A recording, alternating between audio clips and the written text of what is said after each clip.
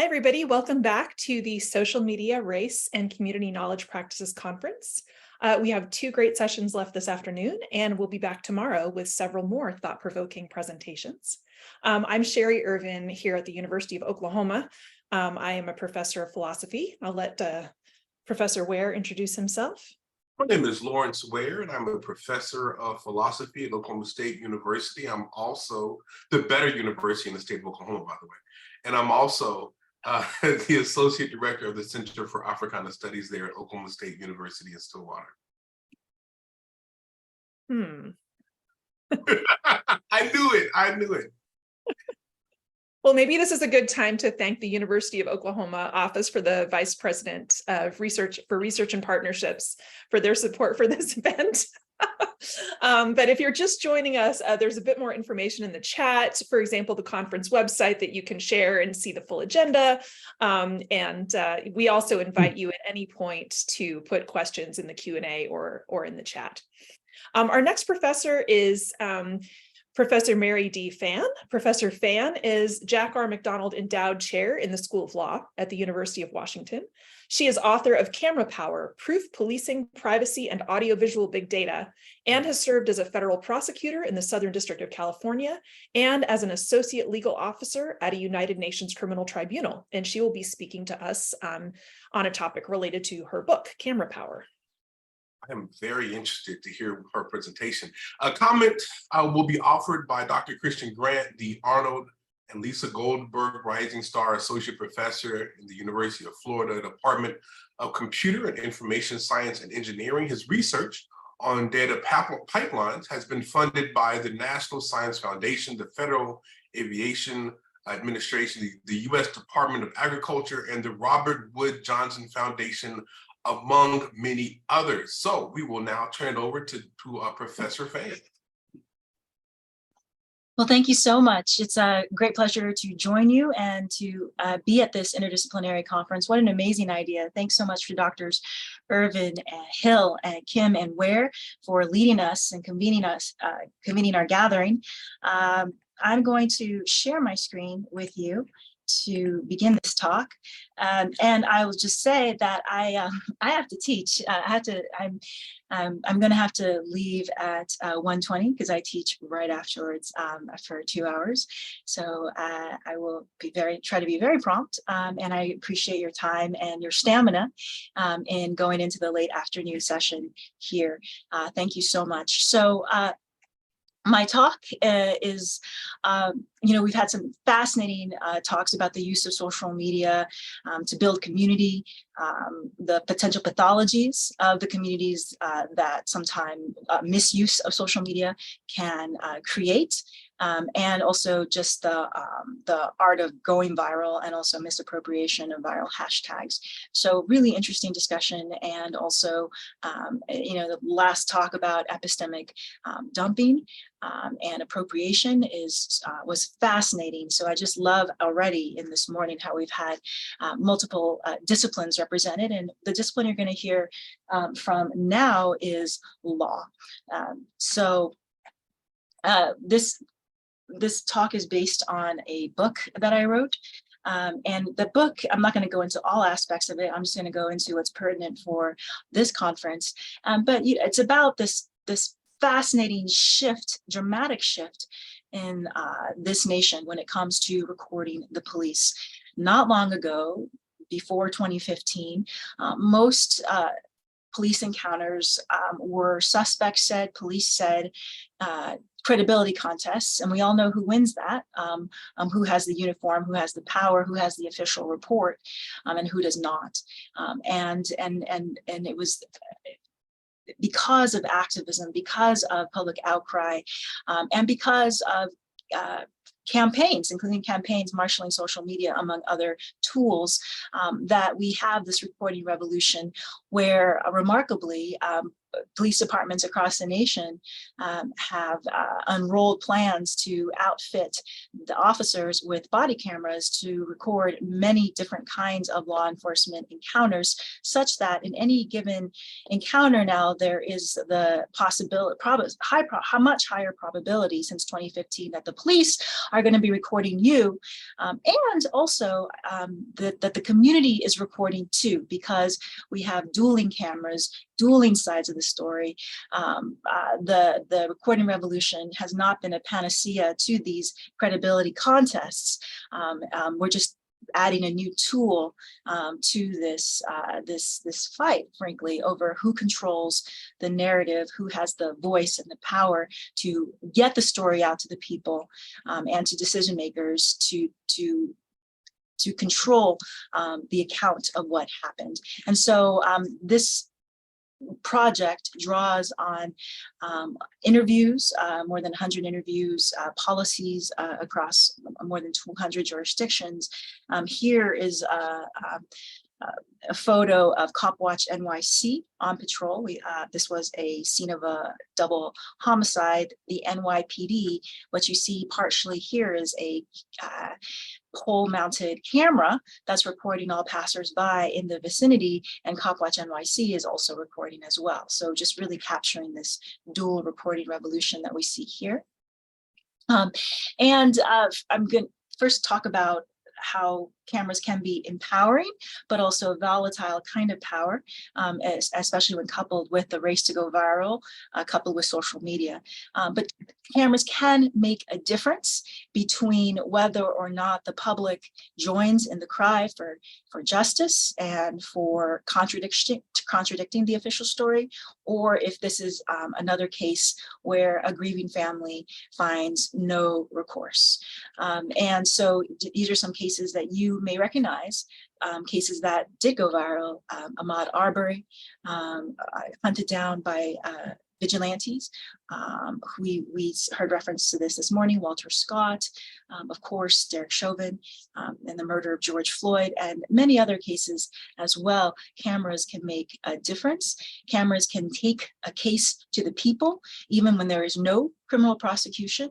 There may be a civil rights lawsuit or a settlement, sometimes even in advance of lawsuit, if the public outcry is enough and the camera is, and what's caught on camera is damning enough. And so Walter Scott, survivors received a $6.5 million settlement. Laquan McDonald in Chicago, $5 million here in Seattle. I'm at the University of Washington. Christopher Sean Harris, a security camera caught him being shoved into a wall. Settlements there and more, many more. These are just some examples.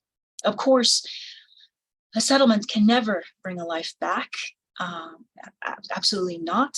But it is a change from where somebody loses a family member, and what's worse, the family member is depicted in a way that the family does not recognize. Earlier this morning, we heard talk about campaigns where people say, if I were killed by the police, what photo would run in the media? And that's an additional insult and pain for a grieving family, is the inability to control the depiction of one's family member. And so part of the civil rights settlement is also just the system actually accounting for a different side to the story rather than the official story. And so you see people community members taking out cameras, ubiquitous cameras in cell phones, to record police encounters as a form of self-protection as well as protests. Now, I'm going to show you, this is a talk about the power of audiovisual big data and just images in general. I, respecting the humanity of all involved, there's always a balance, because it is also painful to see somebody's worst moments, your loved one's worst moments playing out, and potentially dehumanizing as well. So what I've done is I'm playing videos that capture the substance of the point without showing the death. So in this video, you're going to see Philando Castile, his body is blurred out. But you're hearing what made his widow, Diamond Reynolds, take out that camera and record his last moments. And what made me record the live video was God telling me, it's your word over theirs. And I just wanted the justice.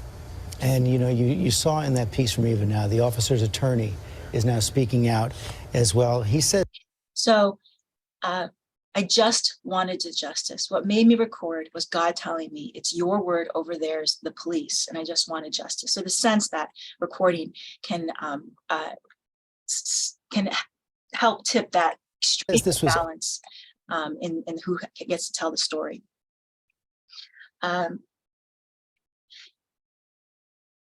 You're seeing community members trying to take back power in these highly imbalanced encounters by deciding to record. I'm actually going to make sure that you can have sound optimized. So I'm going to reshare my screen for a second. Hold on one sec.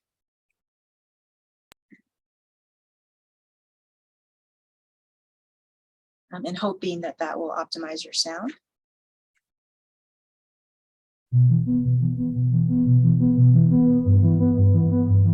On June 2nd, outside this convenience store in Baytown, Texas, Isaiah Benavidez saw his friend being pulled over. He took out his phone and pressed record. Because he's black, huh? I didn't do nothing. You're cussing in public. Put your hands behind your back. As he filmed, the incident got pretty violent. Put your hands behind your back, and if you don't get back, I'm gonna break your shit. But it didn't end there. Isaiah posted the video online. It went viral and set off a string of consequences. For Isaiah, we end up getting violated. His friends, Channel 2 News exclusive. Baytown Police Chief, the local police, and the city of Baytown. All from one video clip and one snap decision to hit record. So it is a brave decision to hit record. And other writings I've talked about how even despite a growing number of judicial opinions recognizing the right of community members to record a First Amendment freedom. Nonetheless, people have been arrested, people have suffered consequences like being pepper sprayed and more for recording the police. And yet people are still taking to the cameras because of the need to be able to get your side of the story out. And increasingly we're seeing violent power struggles because the power to record is about taking power back in part. And so we're seeing violent power struggles over recording. Here's just one example. can wait. Just watch him. What? I'm stand here? Yep. Ready yet? Arrest him. For what? For blocking the roadway. They are Keller police videos that have gone viral since WFA first aired it last week. I'm not blocking any roadway. Showing the August arrest of Marco Puente and his son, Dylan. Sit down. The elder Puente was repeatedly pepper sprayed. Spray him.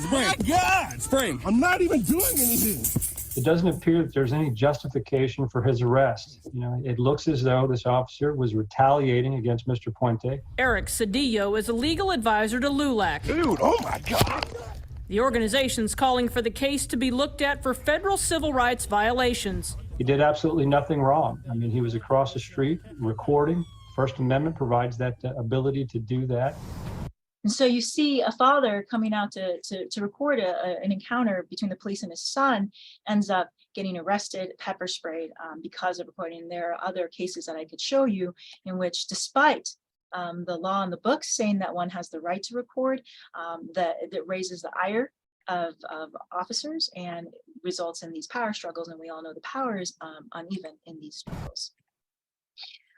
Yet people are still bravely trying to take back power by recording because what does it give you? It gives you the power to contradict the official story. And here are just a few examples that I sometimes show in trainings for public defenders, for example, in terms in context where the courts it's sort of a truism, oftentimes a sad truism, that courts often defer to law enforcement officers when there's no video.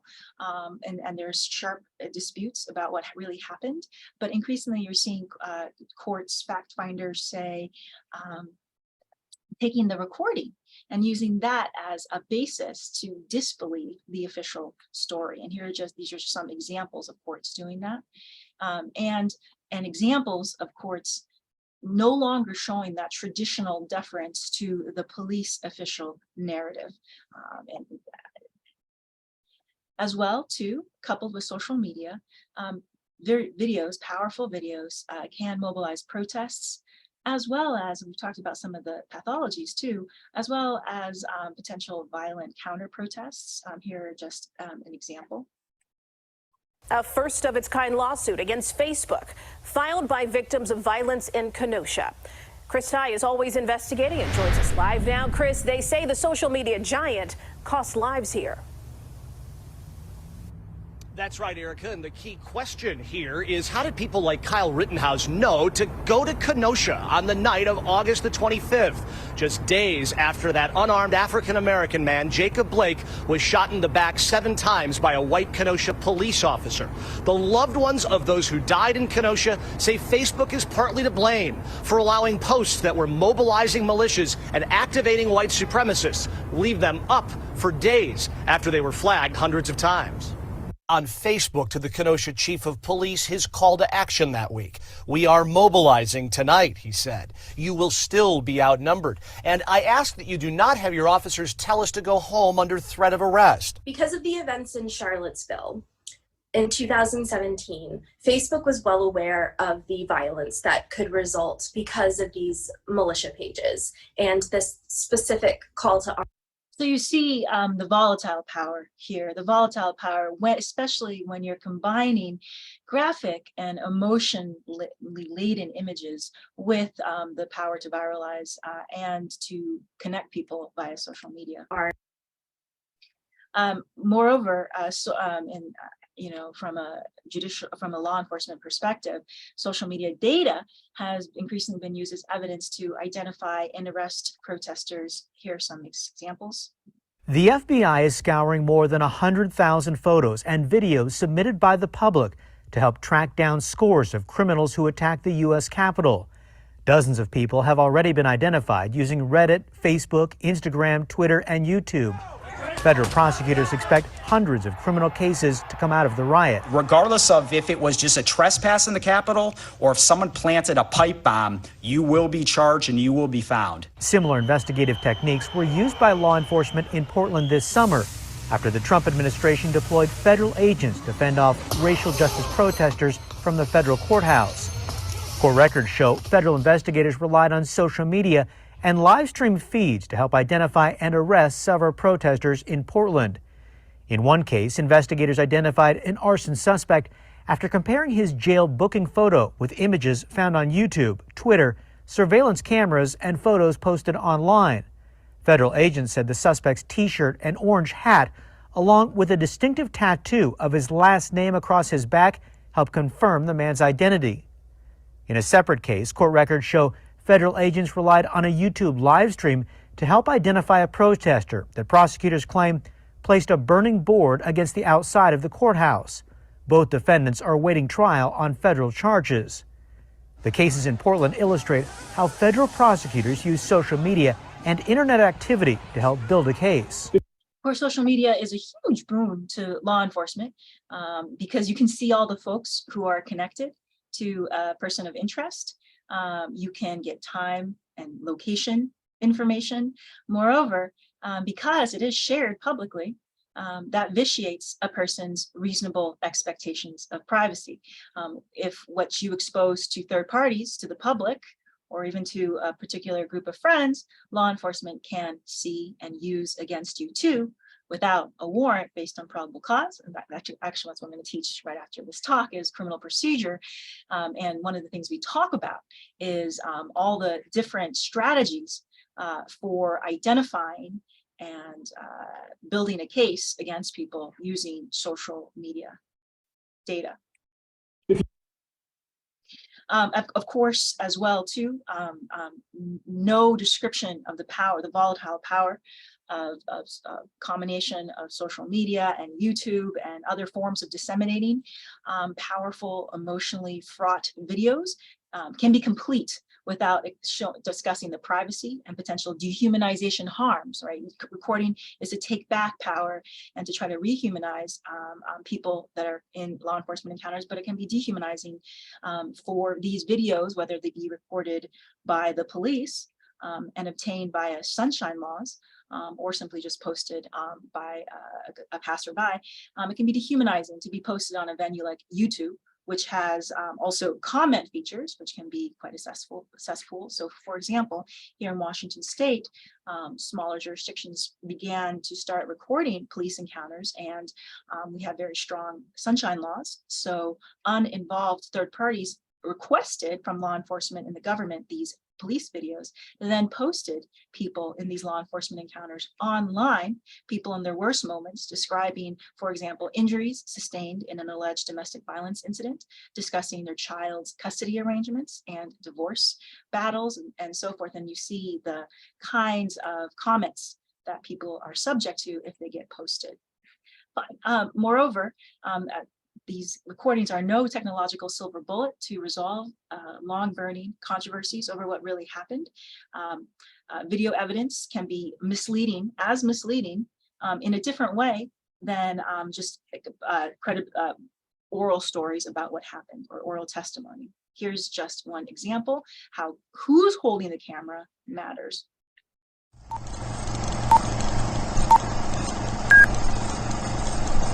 You. Okay, get your hand behind you! Move! Stop resisting! Get your hand! Stop resisting! Stop resisting! Okay! Stop! Okay! Put your hand behind your back! Yeah. Give me the other hand. Give me the other hand. Give me the other hand! Give me the other hand! Give me the other hand! Your hand!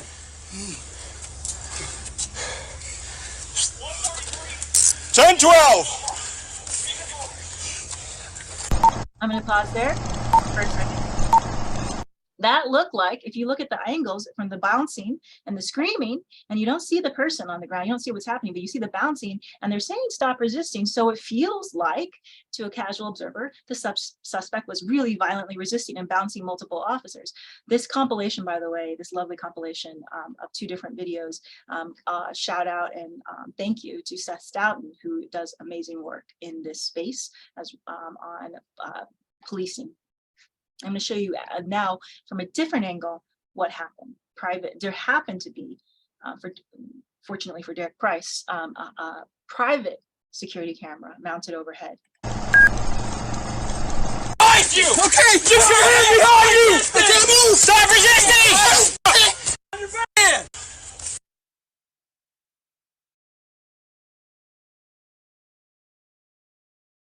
This is Derek. The police are chasing after him. He raises his arms. He lays down on the ground.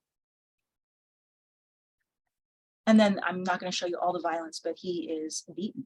The violent motion that you see when people say stop resisting, he's prone. He raises his hands, prone on the ground, and the violent motion is from the officers beating him. And that different camera angle made a whole lot of difference to the story of what happened. So having video is very important, and yet what we're seeing, and what I'm the new phase since my book and I even talks about, is what to do. What people on the ground are seeing is what happens when you have missing video, when department policies say there should have been a recording and there was not.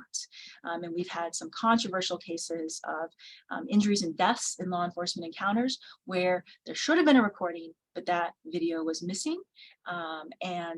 That is a problem when police do not record as promised, because remember, when people adopted widespread recording, the hope was there'd be de-escalation, there'd be prevention of violence, and of course there'd be access to more proof of what happened potentially.